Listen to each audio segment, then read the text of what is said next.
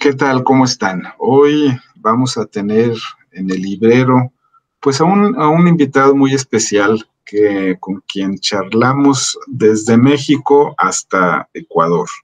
En nuestra travesía que ustedes ya han visto, que ustedes han ido presenciando nuestra travesía por Latinoamérica, pues en esta ocasión toca, toca que hablemos de Ecuador y por ello pues invitamos a César Ramiro Vázquez, un traductor, editor y crítico literario con quien tengo el gusto de platicar hoy. Pues César, muchas gracias por estar en el librero este día. Buenas noches, Juan José. Muchísimas gracias por la invitación y gracias a todos ustedes por estar aquí en esta noche. Pues César, tú conoces México, de hecho, viviste una temporada en México y realizaste diversas actividades académicas y literarias por acá. Creo que eso facilita obviamente la charla, pero creo que debes de tener recuerdos interesantes de tu paso por acá, porque sé que tuviste una beca del FONCA, otra de Relaciones Exteriores, ¿no? Diste clase en la Fundación para las Letras Mexicanas, en fin, ¿cómo cuánto tiempo anduviste por acá? En total entre 5 y 6 años, y volví el año pasado a Ecuador y tengo una enorme nostalgia por México, un gran vínculo emocional, afectivo, que además es algo que comparte la literatura ecuatoriana y los intelectuales ecuatorianos, ese vínculo con la cultura mexicana que está muy, muy presente. Porque muchos de los grandes escritores ecuatorianos o pasaron ciertas temporadas en México o publicaron sus libros allá, o sea, podía hablar desde, por ejemplo, un ejemplo muy conocido de Benjamín Carrión, que fue embajador de Ecuador en México durante muchos años. Podría hablar de otro ejemplo que es clave también, que es el de Miguel Donoso Pareja, de quien se me pasó, debería haber traído uno de sus libros para esta noche, que fue uno de los que fundó los talleres literarios en la UNAM, y que fue editor y escribió varios diarios y fue docente y vivió durante casi 20 o 30 años en Ciudad de México, como justamente armando los talleres literarios conjuntamente con Augusto Monterroso en la UNAM. Y el ejemplo tal vez más grande o dos de los ejemplos más grandes y más caros para nosotros, que son el de Bolívar Echeverría, el gran filósofo ecuatoriano mexicano, que fue catedrático de filosofía en la UNAM y de economía y que terminó sus estudios de doctorado en la UNAM y que durante muchísimos años tuvo una cátedra muy interesante. Él fundó el Seminario de los Estudios de la Modernidad en la UNAM. Y también el de Agustín Cueva, otro gran filósofo y sociólogo ecuatoriano que falleció en México. Y podría seguir enumerando más ejemplos. Por ejemplo, un intelectual ecuatoriano mexicano que ya se naturalizó es Vladimiro Rivas Iturralde, profesor de la UAM, de Azcapotzalco, si no estoy equivocado, ya se retiró. Y un cuentista muy especial, muy interesante, que está en activo todavía. En fin, son varios los ejemplos de autores y de libros de escritores ecuatorianos que se han editado en México, que han tenido gracias a esa publicación han tenido una circulación, digamos que continental. Claro, no, pues sí, mira, tienes razón. Miguel Donoso fue realmente una presencia muy importante en México. Se volvió mexicano, yo pienso que casi por eso no se hablaba más bien de su otra nacionalidad, ¿no? Y esa actividad de los talleres literarios por parte de la UNAM fue algo muy importante, ¿no? Yo creo que habría que hacer una historia de eso y ver cuántos escritores surgieron de esas experiencias, ¿no? Aunque hubieran pasado solamente por ahí, por alguno de esos talleres, pero de ahí no dejaron la escritura, gracias, yo pienso, a ese tipo de actividades, ¿no? Entonces, eso realmente creo que es un tema muy, muy importante, ¿no? Pero digamos, el motivo de la charla, ¿no? El motivo de nuestra charla, pues es, pues hablar de qué está pasando literariamente hablando, ¿no? Librescamente hablando, en estos momentos, en Latinoamérica en general y en Ecuador en particular, ¿no? Yo te lo pregunto a ti porque eres alguien que escribe sobre lo que está ocurriendo en estos momentos en la literatura, conoces de las editoriales independientes que están publicando en Ecuador. Y bueno, pues es un tema que nos interesa mucho a quienes consideramos que ahí es donde se está dando la literatura de gran importancia, ¿no? En las editoriales independientes. Pero bueno, no solamente ahí, ¿no? Eh, ¿Tú cómo ves la literatura ahorita en Ecuador?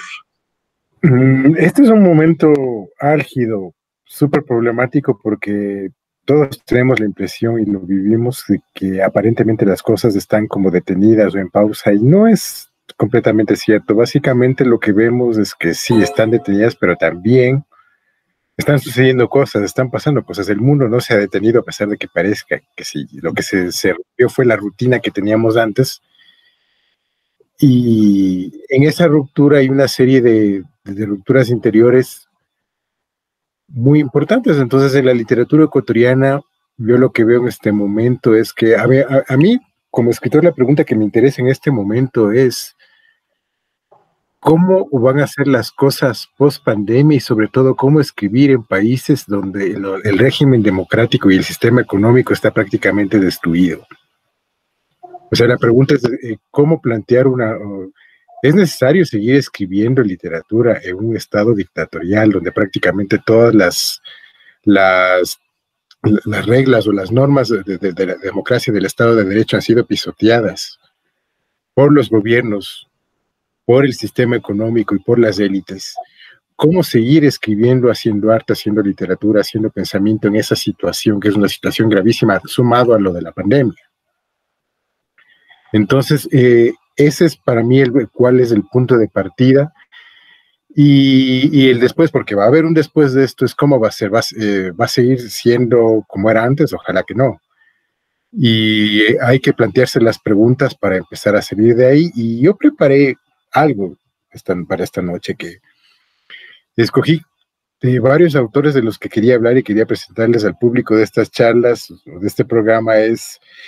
Escogí hablar de tres autores que me parece que podrían dar como una solución o podrían llevar un poco a ver esa luz al final del túnel, aunque no sé si sea posible, porque como dice Gigi, esa luz al final del túnel puede ser un tren que te viene a atropellar.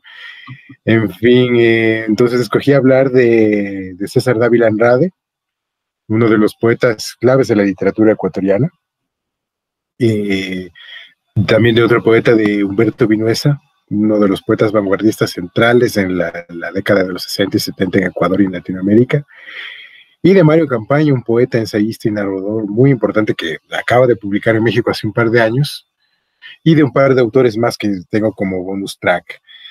Entonces, bueno, para un poco y empezar a hacer las preguntas.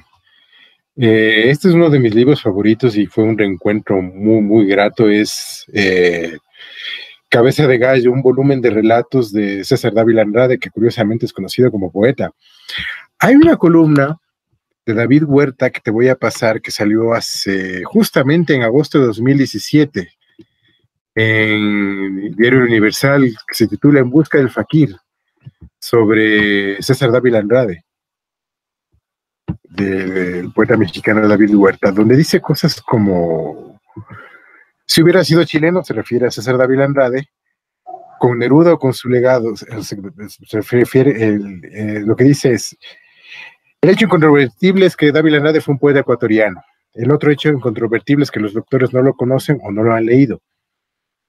Si hubiera sido nicaragüense, lo compararíamos con Rubén Darío, con su obra poética, o su obra poética con la herencia dariana. Si hubiera sido chileno, con Neruda, con su legado. Si hubiera sido mexicano, con López Velarde o con Gorostiza. pero era ecuatoriano. ¿Puede el lector recordar a un autor de ese país, del género que sea, sin acudir a las enciclopedias electrónicas o de papel? Buena pregunta la de David Huerta. Es un poco el motivo de esta conversación, pero digamos, pero qué bueno que alguien como tú, pues, precisamente es la razón de estas vinculaciones que tanto el librero como Uno Ediciones quiere hacer, ¿no? Vea, lo explicó muy bien David Huerta, ¿no? Que además, pues, es un ávido lector, por eso conoce a estos autores, ¿no? David Andrade dejó 2 libros de cuentos, Cabeza de Gallo, y otro que se titula 13 relatos, pero sobre todo se lo recuerda porque era un gran poeta. Y además tuvo una vida muy, muy, muy extraña. Era una especie como de iniciado místico, que también tenía así ciertos coqueteos con el alcoholismo y con una vida muy, muy de poeta maldito. Entonces él nace en 1918 en la ciudad de Cuenca y fallece en Caracas, si no recuerdo mal, sí, en 1967 se suicida en Caracas. Y deja esta obra que es magnífica. Entonces tiene poemarios importantísimos como Catedral Salvaje o Arco de Instantes, y su poema, que es uno de su poema más recordado, más leído, es Boletín y Elegía de las Mitas, que es un poema que es muy estudiado y muy polémico dentro de la obra de César Dávila Andrade, porque es un poema político, es un poema sobre básicamente cómo era la explotación y la tortura y la esclavitud durante la época de la colonia para los indígenas. Entonces el poema es un poema extremadamente complejo y particular, es un poema muy hermoso, porque el poema está escrito en una especie de castellano quichuizado, una especie de castellano muy marcado por el dolor, pero con giros en el quichua y en el quechua, justamente marcados por el dolor y la tortura del trabajo forzado. Ese es como es un poema largo, muy, muy hermoso. Hay una grabación por ahí en un disco de carbón de Dávila Andrade leyendo ese poema, una de las pocas grabaciones suyas de su voz leyendo Boletín y Elegía de las Mitas. Y hay una pequeña antología de Dávila Andrade editado por la Dirección de Cultura de la UNAM, en estos pequeños cuadernillos o folletos que salieron hace mucho tiempo. Sí, hay una pequeña... ¿Material de lectura será? ¿No? Exactamente, en material de lectura hay una breve antología de César Dávila Andrade con un prólogo de Miguel Onoso Pareja. Y eso se puede descargar en línea y también está impreso por ahí, se lo puede ver. Y de ahí quería leerles 2 poemas muy breves, que los tengo justo frente a mí en este momento. El uno es Poesía quemada. Entre las obras puras, nada que hacer. Tampoco entre las ánimas o las ruinas. El poema debe ser extraviado totalmente en el centro del juego, como la convulsión de una cacería en el fondo de una víscera. Y reír de sí mismo con el costillar del ventisquero. Solo lejos de ti, en el milagro de no encerrar cordero en el pan de cada día, y nada que se asemeje al punzante avalorio de los cítricos. Me tentaré lejos de Dios, mano a mano, a mí mismo, con la sinceridad hambrienta del perro que duerme temblando sobre el pan enterrado por su madre. Te quemaré en mi poesía, en ladrillos de venas de amor, te escribiré empapándote profundamente. Luego, vendrá el sol y te extraerá con los colmillos. El otro es Actos de desesperación. Cuando llovía durante semanas y aquel zaguán rugía blasfemias de torrente y de caballo, torcíanse las estrellas. Éramos ahuyentados detrás de los roperos del diluvio y se nos suspendía de la incolora cuerda de los fetos. Recién ahogados teníamos ya el peso retumbante de los niños de animal y de lodo. Volvían después radiantes de estaciones de mercado. Era posible salir y atravesar la oscuridad que rodeaba sus veloces cumpleaños. ya nuestra ejecución había sido postergada. Esto está en el folleto, que es de material de lectura, es una antología muy, muy breve, porque de hecho Dávila Andrade, que tuvo una vida muy corta, dejó una obra muy extensa. Y además él era como una especie de místico muy fascinado por el orientalismo. Se lo conocía y se lo apodaba como el Fakir. De hecho, de las editoriales independientes de Ecuador se tomó ese nombre gracias como homenaje a Dávila Andrade, el Fakir. También el Fakir es uno de los personajes de Entre mares y una mujer desnuda, la gran novela de Jorge Enrique Adún, que tuvo el premio Javier Villaurrutia en el año 76, si no recuerdo mal, y ahí César Dávila Andrade es uno de los personajes y aparece como el Fakir. Es muy interesante ese libro, que está editado por Siglo XXI Editores, de Jorge Enrique Adún, uno de nuestros grandes poetas y novelistas, que editaba muy seguido sus libros en México. Y Dávila Andrade aparece como personaje en esa novela, que es un libro experimental. Adún lo llama como, lo subtitula como texto con personajes, porque verdaderamente el personaje, el protagonista, es Joaquín Gallegos Lara. De hecho, la novela es una parte de esa novela es como una biografía de Joaquín Gallegos Lara, el gran escritor guayaquileño, uno de los fundadores de la tendencia del realismo social en la literatura ecuatoriana en la década del 30. Y además hay un ejercicio interesantísimo que los pone cerca a conversar a dos personas que en vida, pues, tengo entendido, no se conocieron, y que seguramente si se habrían leído habrían sentido alguna especie de rechazo, seguramente. Pero los pone en la novela casi juntos. Eran, si no recuerdo mal, Joaquín Gallegos Lara era algo mayor que César Dávila. Y no sé si llegaron a coincidir en Quito o en Guayaquil alguna vez, pero Adún en su ficción los pone a los dos. Es muy interesante esa parte. Y lo que es interesante es volver a los cuentos de Dávila Andrade, que son unos cuentos que tienen mucha semejanza. Hay unos cuentos fantásticos muy metafísicos, casi Lovecraftianos en Dávila Andrade, pero también unos cuentos realistas, muy cercanos a lo que es Boletín y Elegía de las Mitas, este gran poema que puede ser leído como un poema político, porque de hecho lo es. Que hay cuentos que son muy cercanos a ese registro, entonces Dávila Andrade podía manejar esas dos formas, y justamente en esta columna de En busca del Fakir de David Huerta, él cuenta como sus esfuerzos entre editores mexicanos y latinoamericanos para editar a Dávila Andrade, sobre todo porque hace 2 años, en 2018, se conmemoró su centenario.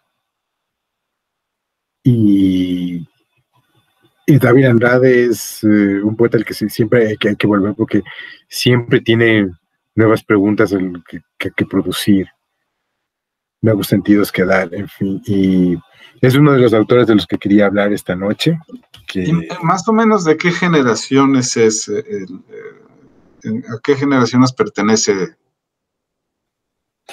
Él nació en 1918 en la ciudad de Cuenca, que está en el centro del país.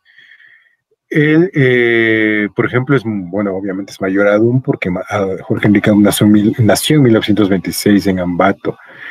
Él pertenece a una generación intermedia entre la gran generación de intelectuales ecuatorianos nacidos a comienzos del siglo pasado, de los que están Benjamín Carrión, Jorge Carrera Andrade, que también tenía un vínculo enorme con México, Gonzalo Escudero, los mismos intelectuales guayaquileños del Grupo de Guayaquil, que era un grupo de 5 narradores importantísimos, entre los que está Demetrio Aguilera Malta, que fue nuestro embajador en México durante muchos años y que publicaba muy seguido sus novelas del Fondo de Cultura Económica, por ejemplo, 7 lunas y 7 serpientes, que ellos eran de la generación, digamos, como anterior a César Dávila.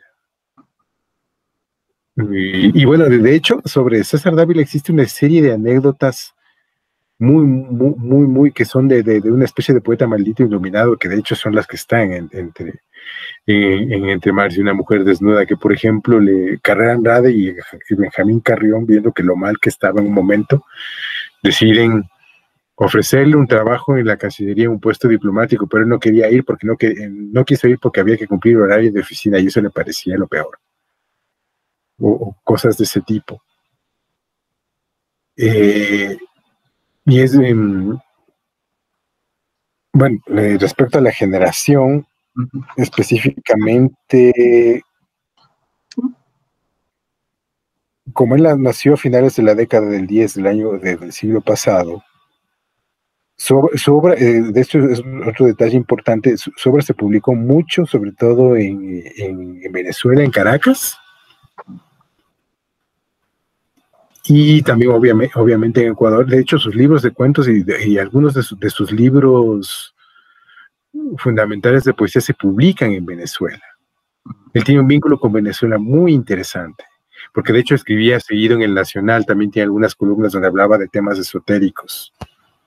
De hecho, se cuenta que en algún momento él fue guardia de una cárcel, cuando era muy muchacho. Este es un episodio que no está confirmado, es como una especie de leyenda negra. No, pues, una vida interesante, pues. Pero digo, la pregunta era solamente, pues, un poco para ubicarlo, ¿no? En su momento histórico, ¿no? Él murió allá en Ecuador. No, él se suicida en Caracas en el 67. 77. Estaba viviendo ya hace mucho, que había dejado el país. De hecho, la anécdota también es que él se suicida con una gilet en un cuarto de hotel. Ya, ok. Bueno. ¿Y tenías otros autores? Sí, por ejemplo, otro autor del que quería hablar, que es muy importante, es un poeta uno de nuestros poetas principales, Humberto Vinuesa, nacido en 1942 en Guayaquil. En los 60 y 70 en Ecuador hubo el movimiento sáncico. Ellos tomaron este nombre del movimiento sáncico o el sancismo, de una especie de artesanía o digamos de objeto ritual que hacen los indígenas de la Amazonía, que es cuando derrotan a otro guerrero, le cortan la cabeza y se la reducen. Y de esa manera como que asumen como que de esa manera ellos absorben todo su pasado, su memoria, su fuerza. Entonces la sansa es un objeto ritual, entonces ellos deciden tomar ese nombre un poco por provocación, obviamente, y se fundan el movimiento sáncico en los años 60, y Humberto Vinuesa fue uno de los fundadores, propiciadores de este movimiento, por el que pasó también Bolívar Echeverría en algún momento, porque este movimiento, aparte de su acción política y sus performances, tenía una revista literaria, dos revistas literarias. La primera se llamaba Pucuna, si no estoy equivocado, y la otra se llamaba La Bufanda del Sol. Ahora tal vez estoy cometiendo una confusión grosera. No sé cuál revista salió primero, pero estas revistas fueron fundamentales en la cultura ecuatoriana, y era la revista donde ellos publicaban y difundían la filosofía existencialista, la crítica marxista. Era una revista comprometida muy políticamente. En esta revista se publicaron los primeros ensayos de Bolívar Echeverría, los primeros poemas de Humberto Vinuesa y de otros autores de esa generación, como Iván Carvajal, que también ha publicado en México. Y fueron un grupo de poetas que estuvo animado también por otro poeta y cineasta muy importante que se llamaba Ulises Estrella. Entonces esta generación fue decisiva porque eran épocas de una enorme inestabilidad política, luego vinieron dictaduras militares, entonces en algún momento hubo persecución política contra ellos. Detalle interesante, Humberto Vinuesa es ingeniero agrónomo de la Universidad Patrice Lumumba de Rusia, y fue nuestro embajador en Irán hasta el año 2016, si no estoy equivocado, también fue diplomático, y dejó una obra extensísima. Y básicamente ahora volver a su obra, uno se encuentra en libros claves como Un gallinazo cantor bajo un sol de perro, que es uno de los libros insignia del movimiento sáncico.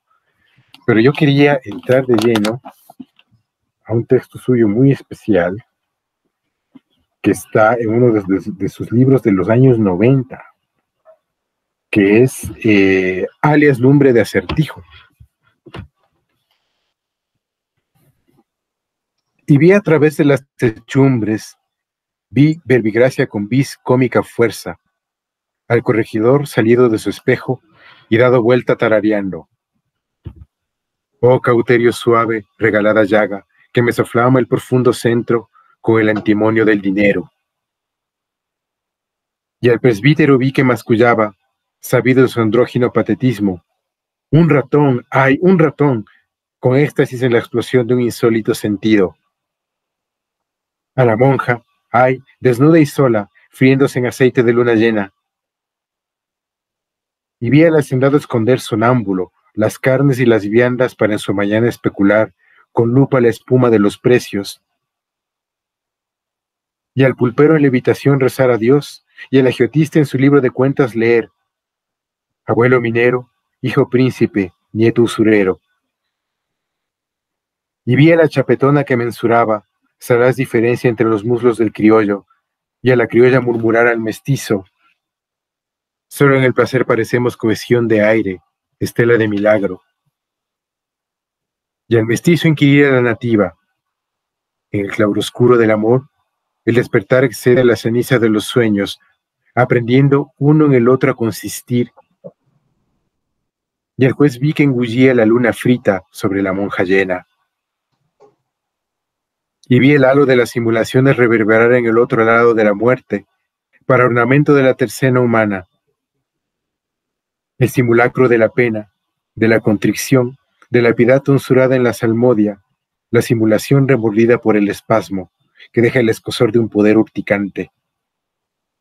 La simulación pavesa de la consunción del único cirio vital. La simulación prolapso del rostro bajo la careta, con párpados y mejillas que adhiere espacio a la historia demasiado verídica llorando ante los altares entre dos lunas de vidrio. Y vi al virrey y la bañera echar a rodar los dados y el buscador de oro enderezar su azimut quimérico, mientras diantaba la suela de su última montura. Y al obispo vi, ¿era o no era?, en primera persona antes del alba, por si no amaneciera asear impúdicamente, oficiosamente el patíbulo. Y vi sus títulos, su mojiganga, su prosapia, atravesar por el ojo de una aguja con mitallos y haciendas en cruenta caravana, y a la nave de un obraje que parece templo inofensivo levar anclas, y a toda vela navegar hacia la noche llena de cadáveres. Este libro de Humberto Vinuesa para mí fue una revelación reciente. Yo lo había leído antes, pero ahora volviendo a él fue como, esto es un libro para el confinamiento, porque es un libro que está escrito desde el confinamiento. ¿Por qué? Porque Alias Lumbre de Acertijo es un largo poema, o es un poema dramático, casi tal, porque el personaje es un personaje de la época de la colonia, de la Real Audiencia en Ecuador, antes de la independencia, de Eugenio de Santa Cruz y Espejo, que era un médico de origen indígena que fue uno de los precursores de la independencia, que era médico, escritor e intelectual e investigador. Y como Espejo se opuso a los españoles, acabó preso. Entonces el desarrollo dramático del poema es de Eugenio Espejo preso en el calabozo. Y esas divagaciones y esas pesadillas son los poemas y Alias Lumbre de Acertijo. Entonces el que abre ahí es Eugenio Espejo describiéndole el mundo de la audiencia de lo que fue el Ecuador de ese tiempo. Y es un libro justamente donde hay pandemia, hay peste, hay encierro. Eugenio Espejo está preso, está en un calabozo, está agonizando, pero hay una ensoñación poética y política muy interesante, muy, muy importante, y es un libro clave de Humberto Vinuesa. Y yo quería proponer un juego que es respecto a esto, que sería muy interesante empezar a leer la obra de Humberto Vinuesa y también la obra de Bolívar Echeverría en ciertos momentos un poco en paralelo, porque si bien Bolívar Echeverría, su filosofía básicamente, o una parte de su filosofía es un estudio de cómo se produce la modernidad en Latinoamérica. Hay también muchos estudios sobre el barroco, sobre la modernidad y desde la teoría crítica, o sea, cómo se produce esa modernidad anómala en Latinoamérica. Y un poco para explicar o para ir iluminando la obra de estos dos autores, se podía leer también la obra de Humberto Vinuesa, ciertos momentos, o ciertos libros específicamente, como Alias Lumbre de Acertijo o Constelación del Instinto, que es uno de los últimos libros de Humberto Vinuesa, que son extremadamente brillantes. De hecho, Humberto Vinuesa también es uno de los pioneros de la antipoesía en Latinoamérica en los 70, que no hay que olvidar ese detalle que es muy, muy importante. Entonces deja una obra vastísima. la línea de Nicanor Parra, digamos. En su primera etapa, porque luego va mutando hacia otros registros, o en este caso un poco jugando con lo histórico en alias Lumbre de Acertijo, otros son, en algunos momentos llega a ser una especie de lo que en España se llamó, no sé si equivocadamente, esa poesía del silencio, del pensamiento, que Vinoesa lo hace de una manera muy interesante, porque es como... Yo supongo que desconfiaba de esa definición y hacía como hay una enorme meditación filosófica sobre los usos del lenguaje en la crisis de la modernidad. Eso es uno de los hilos de la poesía de Vinoesa. Oye, pero pues es que nos estás presentando pues realmente a dos grandes escritores, o sea, digo, obviamente muchos los deben conocer en México, por obvias razones, ¿no? También mencionas a Bolívar Echeverría, y en fin, son pilares de la literatura latinoamericana, nacidos en Ecuador y, bueno con su de Ecuador, ¿no?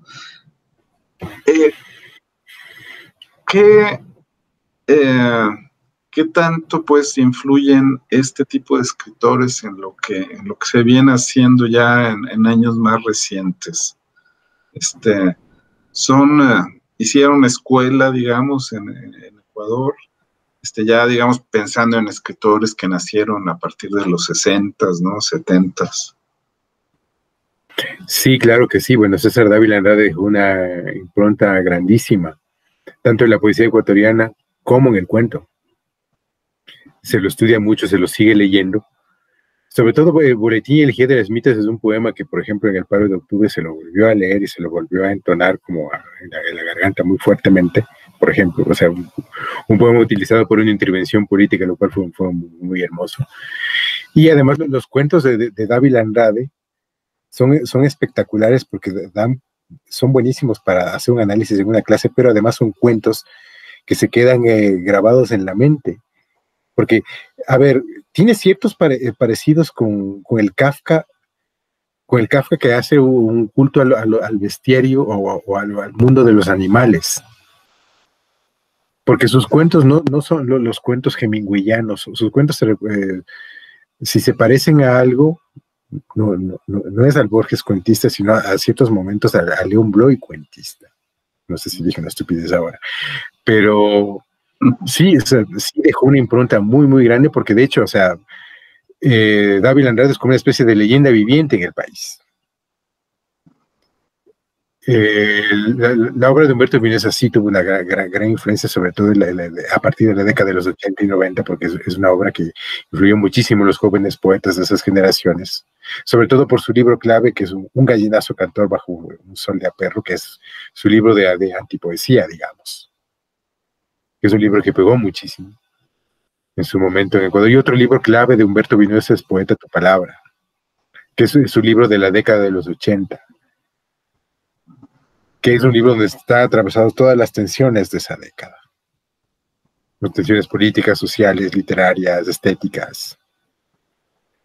Porque hay una cosa que está muy clara en la obra de Vinoesa, es que la ética es un deseo, no es un sistema de reglas, no es una deontología. Es un deseo y la forma es un hecho político. Sobre todo porque la forma básicamente son elecciones éticas. O sea, tienen que ver con el deseo. Es muy interesante lo que está planteado ahí. Y esa carga política persiste en los escritores más recientes, es decir, bueno, en México, por ejemplo, pues tú sabes, hubo dos corrientes, hubo diversas corrientes, ¿no? Desde en todo el siglo XX y en el siglo XXI, bueno, pues hay ya mucha mezcla de posturas ante la literatura, ¿no? Pero había sobre todo esas corrientes en donde unos eran muy dedicados a la forma en sí, ¿no? Al hecho, el hecho literario tal cual, ¿no? Y otro grupo que precisamente decidía que había que involucrar estas cuestiones sociales y políticas más en la obra, ¿no? Se llegaban a contraponer esas dos posturas, te estoy hablando de los años 60, 70, 80, ¿no? En Ecuador era algo similar. Fíjate que sí, básicamente porque también hubo esas dos posiciones, pero yo escogí estos autores para esta noche porque básicamente uno de los planteamientos que se desprende de su obra es que esa es una discusión que ya hay que superar, en el sentido de que esas dos visiones no pueden estar contrapuestas y la una no puede darse de espaldas a la otra, porque la forma es un hecho político, básicamente. Por un lado, y segundo, o sea, el culto solo de la forma, sin buscar una intervención en lo real, no es posible. Y sí, o sea, justamente esa fue una de las discusiones. Es una discusión para mí que es de la década pasada y que para mí ya no tiene mucha importancia, o al menos después de todo lo que ha pasado ahora, no es una discusión que valga la pena, sino que había que plantear otros temas. Para mí la literatura es provocar conflictos, hay que provocar otros conflictos en este sentido. Y para mí, volviendo al tema de cómo empecé la charla, en épocas donde el fascismo crece y donde la vida en común se vuelve cada vez más complicada, una de las alternativas es politizar el arte. Y politizar el arte en el sentido de no volverlo, qué sé yo, un acto panfletario, sino un acto de intervención en lo real. Y creo que estas obras aspiran a eso, o buscan eso. Porque el sentido es meterse en una disputa real, porque esto es una batalla de sentidos. Y en Ecuador se ha planteado muchas veces, para mí es una falsa dicotomía entre el arte, digamos, puramente formal o un arte político. Cuando resulta que si ves obras, no sé, o sea, pienso se lo señalaba mucho, volvamos a Adum, se lo señalaba mucho a Jorge Enrique Adum por estos temas, porque Adum también fue un gran escritor político. De hecho, es un autor que escribe desde el exilio y que básicamente, o sea, siempre trataba de problematizar lo que era el presente y la historia del Ecuador. Y se lo trató de contraponer con otros autores posteriores, que no sé, por ejemplo, con autores justamente de la generación del sancismo en los que Adum tuvo una gran influencia. Entonces, por ejemplo, esas discusiones se vienen planteando, sobre todo desde la década de los 80 y de los 90 en adelante, cuando empieza a implantarse sigilosa y luego abiertamente la estructura neoliberal en la cultura y en la producción y circulación de los productos culturales. Entonces empieza a propugnar, digamos, una especie de supuesto arte no comprometido, un arte solamente formal, una novela aséptica, sin marca dialectal, completamente, digamos, no sé si trasterrada, que sea como una especie de elogio del nomadismo o qué sé yo, y que sea solamente un trabajo con las formas. Y es verdad, el trabajo con las formas es lo fundamental, es lo primero, pero el trabajo con las formas es para intervenir en lo real.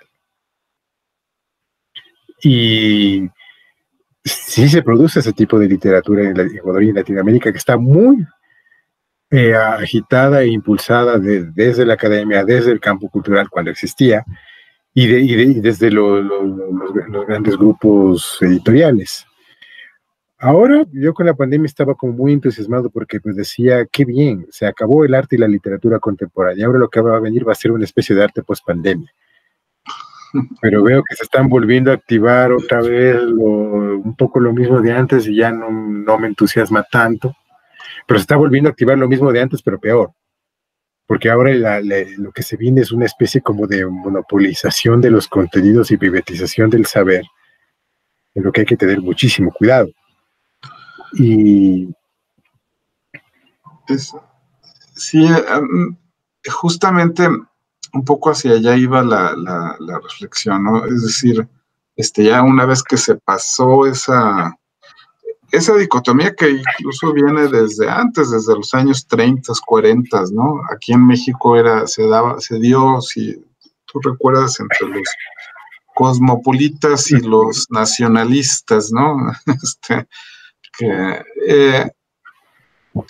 Y hacia donde quería llevar la reflexión era cómo los jóvenes ahora están enfrentándose a eso. ¿Realmente son conscientes, pues, de que hay formas que la forma no es ajena a lo político, ¿no? La forma ya es una expresión.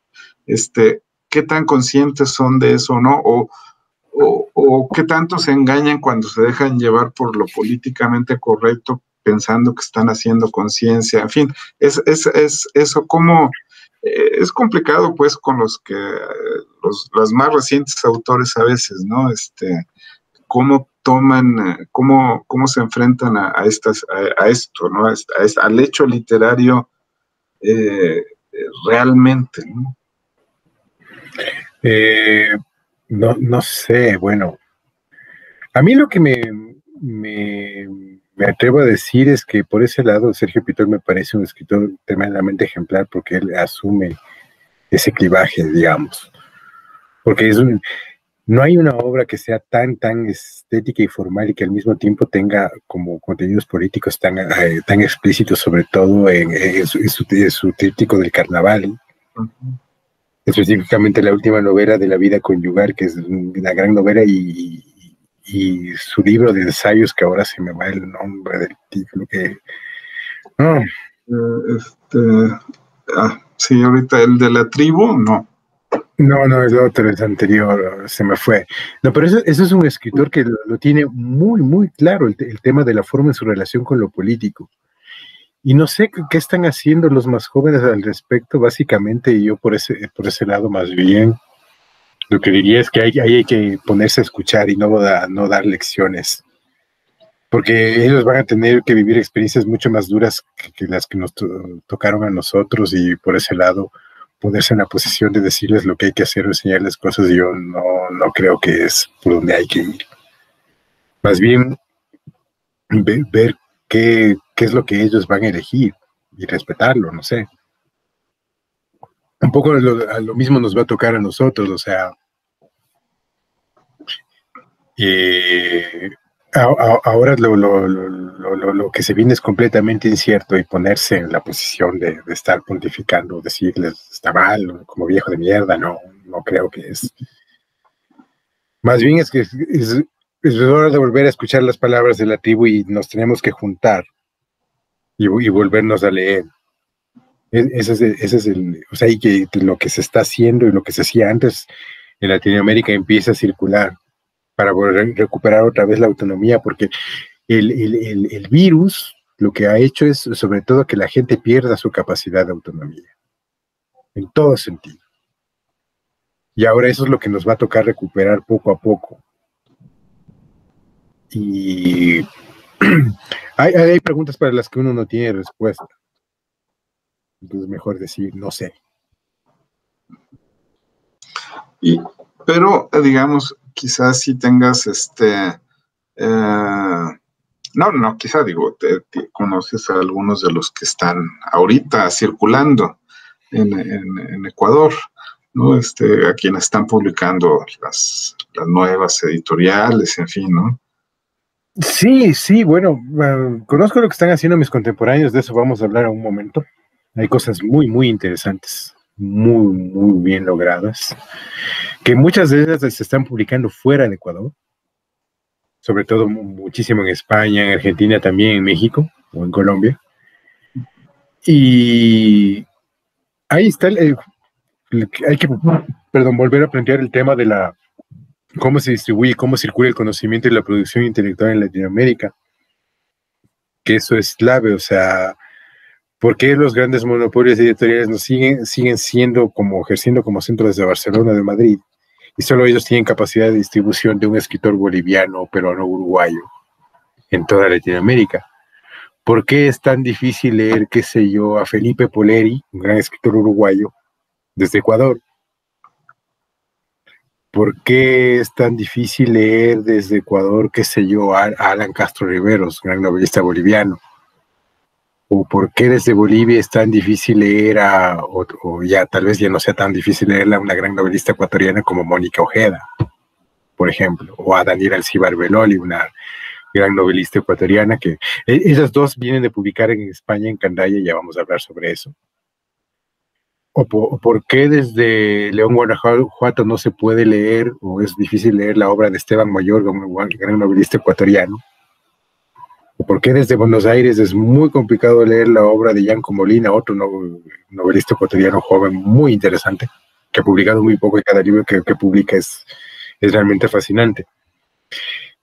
Pero hay un escritor que a mí me gusta muchísimo, un poeta guayaquileño que vive en España ya hace mucho tiempo, desde los años 80, que fue una época de represión política brutal. Él se exilió en ese momento en España. Se trata de Mario Campaña. Y este es uno de sus libros, de sus mejores libros, editado por Candaya, en su colección de poesía, en El Próximo Mundo. Y Mario nació en 1959 en Guayaquil. Es traductor y ha publicado libros muy, muy interesantes. El último libro de Mario, si no estoy equivocado, se editó en México y es un ensayo político. Se llama Una sociedad de señores. Es un libro muy interesante porque se dedica a analizar cómo el Estado oligárquico, las nuevas formas de oligarquía se comieron por dentro de la democracia y cómo eso tiene consecuencias en el mundo cultural, intelectual y el mundo de la política. Es un ensayo muy interesante. Pero ahora quería leerles un poema En el Próximo Mundo. Madrid, 11 de marzo 2004. Haz tu casa, Matusalén, haz tu casa. Con sorna decía mi abuela. Ahora irnos aquí impacientes, con la dudosa gracia de todos los venidos de esta caja estrecha con forma de vagón, que salta entre raíles, llegados de tan lejos, tronando en su caída, con más virulencia en cada bache, bajo la siniestra luz que brota de la risa de una zorra que goza en su rincón. En el vagón, boca animosa se abre sin palabras, hueco río estirándose perdido. Nada refleja pero oculta el aura con su rostro, con su oscuro sino. El pájaro en la jaula y el pájaro en el cielo cantan del mismo modo, cantan los dos como un domingo de aurora. Y el hierro, agujereando, hoyos como corona en la cabeza de la reina madre. Ahí, inane muerte insensible se desliza sobre el árido cristal de la boca que arde y bravamente combate dividiendo el fuego nacido de sus sueños. Árido río con su música fluyendo, único contrapunto para el corazón, ahora duro como el tambor de mi tortuga, inmóvil, tibia y triste. Impalpable muerte agazapada, sonrisa hiriente de la zorra en su rincón, avance del linaje de la nieve. Y ver andar a otros sobre las dunas de esta tarde, estas horas tierrosas, como un explorador que no puede entrar ya más ni tocar, aun viéndola, estrafalaria realidad que suena a casa postergada, redobles de tambor, corona y lengua seca.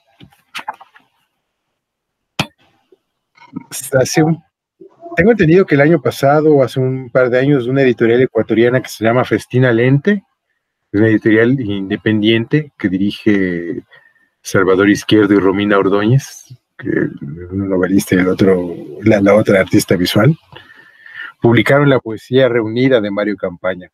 Y este poema de En el Próximo Mundo, algunos se habrán dado cuenta, hace referencia al atentado en la estación de Atocha en España del año 2004, que según anécdota del autor, el autor estaba en ese tren y se bajó una estación antes de que explote la bomba, o creo que después, no sé.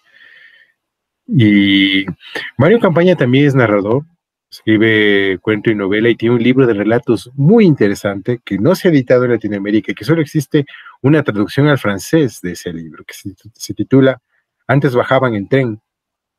Y ese libro es muy interesante porque es como una especie de... Son cuentos muy breves, bueno, cuentos no en la onda hemingwayana, pero cuentos que tratan de recuperar un poco el estilo o la forma de lo que fue la ficción que hacía el grupo de Guayaquil en los años 30 del siglo pasado. Entonces, una especie de realismo muy ambientado en las zonas de la costa de Ecuador, y también, como Mario Campaña vive en España, ahí está la experiencia de la migración. Entonces tengo entendido que este libro y Antes bajaban en tren se escribieron casi simultáneamente. Y es uno de los grandes escritores ecuatorianos. De hecho, ahora se lo está empezando a conocer, porque ya lleva mucho tiempo fuera del país. Y ahora se lo está Mario ha publicado muchísimo en España fuera. De hecho, Mario tiene una biografía de Baudelaire editada en Debate y un libro sobre Quevedo, me parece, y es especialista. Qué gran tema, en los poetas suicidas de la literatura. Ha hecho varias antologías de literatura latinoamericana, ha hecho eso como una especie de campo de estudio. Tiene un trabajo muy, muy interesante como traductora, creo que ha traducido a Mallarmé, si no estoy mal, y a otros autores más. Y ha hecho un gran trabajo como antólogo, investigador. De hecho, Mario Campaña dirige una revista de cultura latinoamericana en España, que es una publicación muy importante, es una publicación académica que se llama El Guaraguao, que es una revista, me parece que semestral, es una revista trimestral de cultura latinoamericana, que se edita en España, y supongo que ha seguido saliendo. Tal vez con la pandemia haya dejado de salir, probablemente, pero el Guaraguao es una revista dirigida por Mario Campaña y un otro grupo de investigadores y académicos especializados en literatura y en cultura latinoamericana, de los que Mario es uno de los animadores principales. Y este libro que acaba de salir en México hace 2 o 3 años, Una sociedad de señores, que si no estoy mal lo editó Ediciones B. Es un ensayo muy interesante que vale la pena leerlo, y que para estos días es un libro que no hay que perderlo de vista. No, pues con cada autor que nos comentas, pues se abren muchos temas, ¿no? Sería,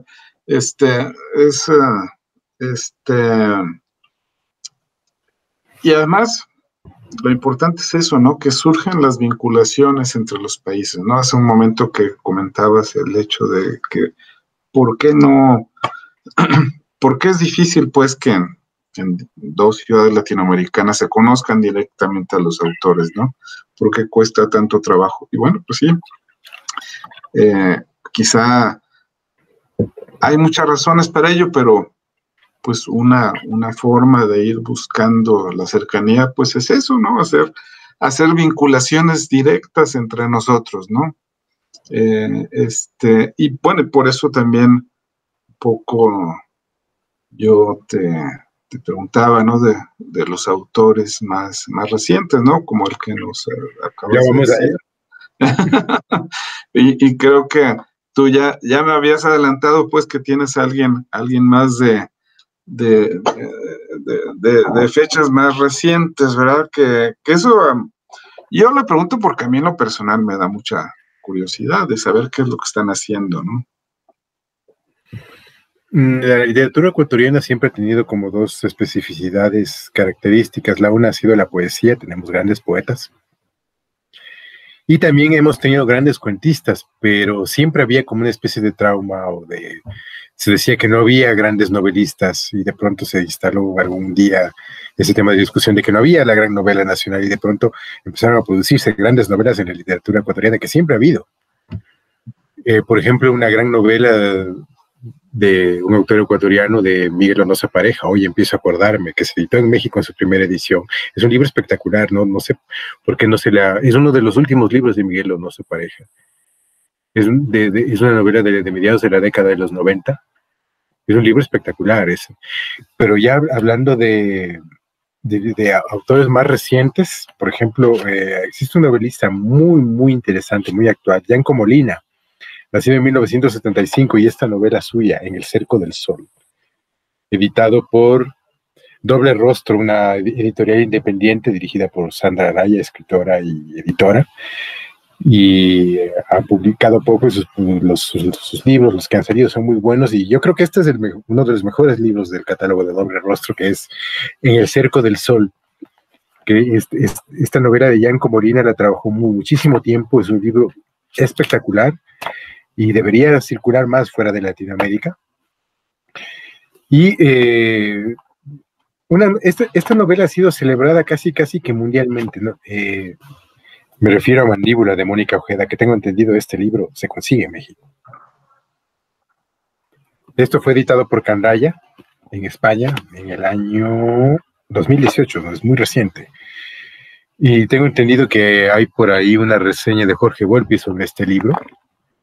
Y yo la leí, fue un descubrimiento, es una grandísima novela. Mónica Ojeda tiene un talento impresionante. Y tengo entendido que salió un nuevo libro suyo, y Mónica Ojeda está viviendo en España, si no estoy equivocado. Y este libro es... ¿por qué se me aparecieron estos dos libros y los tengo a la mano? Porque estos dos libros tienen como escenario el sistema educativo. Porque Mandíbula, de Mónica Ojeda, la trama se desarrolla en un colegio de señoritas muy exclusivo de Guayaquil. Y los personajes son un grupo de niñas que están obsesionadas con las historias de terror y que básicamente se deciden hacerle una especie de bullying psicológico a su profesora de literatura, que está completamente loca. Pero lo más interesante es el retrato de la ciudad de Guayaquil. Esa es una novela que la ultraderecha guayaquileña odiaría y detestaría si supiera leer. Y es un libro espectacular. Yo había leído ensayos o artículos de Mónica Ojeda y no había tenido la oportunidad de meterme en su obra, y vi que las críticas que se le hacían internacionalmente son más que justificadas. De hecho, el libro es impresionante. El final de la novela es espectacular. Es una cosa increíble. Es una cosa que hace tiempo que yo no veía una novela tan bien cerrada, además con un final tan violento, tan poético y tan increíble, que no lo voy a contar aquí, porque es espectacular, porque de hecho el libro es de un erotismo y de una violencia espectacular, lo cual a mí me parece fascinante. Y la novela de Yanko Molina, En el Cerco del Sol, se desarrolla en una ciudad ficticia en la costa ecuatoriana, donde hay una ciudad universitaria, una ciudad con un campus, donde hay una universidad de élite, donde arriba un hijo de la clase media quiteña ecuatoriana a estudiar con una beca a esa universidad, y de pronto descubre un mundo donde no solo hay saber, hay conocimiento, hay estudio, sino también hay perversión, entra en contacto con un profesor que le subyuga por su inteligencia, conoce muchas chicas bonitas, conoce un mundo de liberación y de aceleración terrible que en un momento lo acaba llevando al crimen y a la marginalidad. Y estas dos novelas tienen como escenario justamente el sistema educativo, y un momento muy interesante del Ecuador, que es ese momento de la década pasada, de esa modernidad acelerada que hubo entre el año 2006 hasta, digamos, el 2017. Entonces esos libros tienen como escenario esos dos lugares, porque esta universidad, En el Cerco del Sol, básicamente el personaje principal se vuelve amigo o mejor amigo de su profesor de filosofía, que un día descubre que estaba traficando drogas para hacerse un poco de dinero por debajo, y que está en contacto con gente que se dedica a producir videos snuff con chicas, y a un mundo de una marginalidad que hay en ese tipo de ciudades campus. Es como una novela de campus, pero en el tercer mundo, donde hay una modernidad postiza al estilo de Bolívar Echeverría, pero hay una serie de conflictos y de historias muy interesantes. Además, es una novela brevísima, y Yanko tiene una prosa extraordinaria. Además, la novela se acaba planteando una pregunta filosófica a través de un crimen que es espectacular. Y hay otros autores en la literatura ecuatoriana. Un libro que yo recomiendo y que no lo tengo aquí, lo tengo en mi casa arriba, es que también tengo entendido que se acaba de editar en Editorial Candaya justo antes de la pandemia, es Siberia, la novela de Daniel Alcíbar Belolio. Una novela impresionante, es una novela sobre la pérdida y el duelo. Otro libro que también recomiendo muchísimo es Faribol, la última novela de Esteban Mayorga, que salió hace un par de años, creo que por las ediciones de la Universidad Católica en Quito. Y otro libro que recomiendo muchísimo es la novela de Salvador Izquierdo, El nuevo Saldumbide, que es una novela que básicamente es una especie de caricatura extremadamente irónica y divertida y cómica de lo que fue. Ya desapareció el campo cultural, si es que alguna vez existió, no sé si existió, el campo cultural nacional y parroquial ecuatoriano que existía antes de la pandemia. Entonces ese libro lo satiriza y lo ridiculiza de una manera muy divertida. César, pues mira, yo lo que quiero decirte es que en primer lugar te agradezco mucho porque nos acabas de dar toda una lección de literatura ecuatoriana, un buen panorama, ¿no? Te lo agradezco mucho porque creo que quienes escuchan, vean esta emisión, tendrán deseos de buscar libros de Ecuador, de autores de Ecuador. Lamentablemente, como decimos, algunos los podrán encontrar, otros no, pero este panorama que nos mostraste realmente a mí en lo personal me enriqueció bastante y pues sí, ahorita tengo lástima de no tener aquí los ejemplares que me mostraste porque ya tengo ganas de meterme en ellos, ¿no?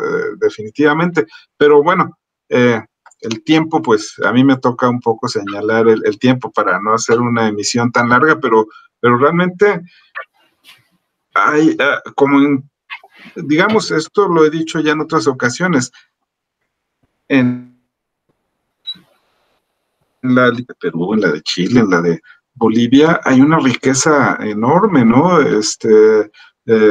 Una riqueza, claro, que tiene como fuente, pues, a los autores, ¿verdad? A los autores que, por ejemplo, hoy mencionaste, pero pues una variedad que nos llevan a diversos mundos, a muchos mundos, ¿no? Que se comunican entre sí a veces, en fin, ¿no? Porque de los últimos temas que hablaste, ¿no? De Mónica Ojeda, por ejemplo, de su novela, y el primero de los autores con el que comenzaste, ¿no? Ese autor tan singular, ¿no? Pues es una variedad enorme, pero al mismo tiempo hay unos vasos comunicantes también muy claros, ¿no? Sí, fíjate, lo que falta sobre todo es leernos más entre nosotros, pero que haya circulación de conocimiento en Latinoamérica y de la producción literaria, que es una parte importante del conocimiento y del saber. Y veamos qué es lo que se viene ahora, luego de la pandemia y a partir de ahora, porque no sé si las reglas vayan a cambiar, no sé si... Porque ahora, sobre todo para los autores vivos, lo que se viene es un futuro extremadamente incierto. No solamente en el sentido de poder publicar, sino cuáles van a ser las condiciones de sobrevivencia y de producción que se nos viene ahora, no solo para los escritores, sino para todos. Y sí, porque además... No, adelante. Sí, porque además toda la industria cultural o el sistema cultural estatal como lo conocíamos ya venía muy mal, y con la pandemia lo que sucedió fue que se acabó de morir, básicamente. Y esa muerte como tal es mala, pero también está buenísimo, porque hay una oportunidad para construir cosas nuevas, como justo es lo que habrá que volver cuando ya sea. Y porque además eso es lo que asegura que haya circulación de los libros y circulación de los saberes. Y veamos también lo que se ha escrito en esta pandemia y que va a salir después, tiempo después, o qué sé yo. Eso también nos va a revelar muchísimas cosas sobre lo que pasó ahora, porque como estamos en el ojo del huracán, realmente a veces no vemos lo que está pasando. Entonces, dentro de poco tendremos como más claves para lo que ha sido este tiempo y para lo que se vendrá luego. No, y tendremos tiempo para seguir charlando. Pues que yo te invito pues a que repitamos esto, ¿no? A que esta sea la primera de diversas charlas que tengamos comentando sobre los aconteceres de la literatura en Latinoamérica, ¿no? Que efectivamente, como tú dices, probablemente estamos viendo la muerte de algunos esquemas, ¿no? Pero esa muerte de esquemas efectivamente trae como consecuencia inevitable el nacimiento de otras formas, de otros modos de actuar, de otros modos de interactuar, ¿no? Entonces, esperemos estos nuevos tiempos también, qué novedades nos van a traer, ¿no? Pues César, muchas gracias nuevamente y bueno, pues como te decía, que esta sea la primera de varias charlas en adelante. Gracias, Juan José. Muchísimas gracias por recibirme esta noche. Ya nos veremos pronto entonces. Un abrazo.